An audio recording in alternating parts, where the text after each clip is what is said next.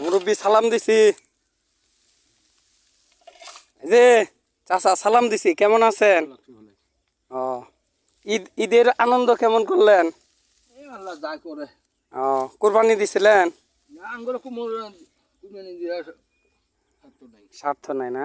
তো এই যে ঈদের পরে মানুষ আনন্দ করতেছে আর আপনি যে কাজ করতেছেন, আজকে আমার ভাত দেবো কেরা এটা কি করবেন?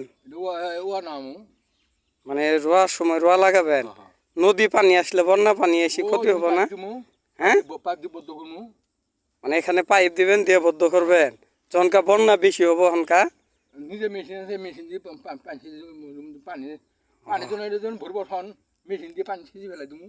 ও মানে এটা যখন ভরবো তখন এই পানি মেশিন দিয়ে নদীর মধ্যে দিবেন? ওই পাতা উঠিলে কোনো কথা নেই গা, পাতা যদি না উঠে ছিঁচি ফেলাই ফেলাই তুমি। ও তাই না? আমি যেটা বলতে চাইছি আপনারে, এটা যখন নদী ভরে যাব তো বন্যা হবো। ও এটা আষাঢ় মাস দেহি তা আছে শ্রাবণ মাসে লাগা নাকি। মানে আষাঢ় মাস দেখে শ্রাবণ মাসে যখন বন্যা পানি নেমে যাব তখন লাগাবেন, তাই না? বন্যা তো মনে করে আষাঢ় মাস গত বছর বন্যা হয়নি। তে চাচা আপনার ইয়ে নাই, ছেলে মেয়ে নাই? ছেলে থাইও না, শ্বশুর বাড়ি ঘর তুলছে। ও মানে এই কাজগুলো আপনি নিজেই করেন, তাই না? আচ্ছা ঠিক আছে, আল্লাহ আপনাকে ভালো রাখুক, দোয়া করি সবসময় সুস্থ রাখুক। কাজ করেন, হ্যাঁ।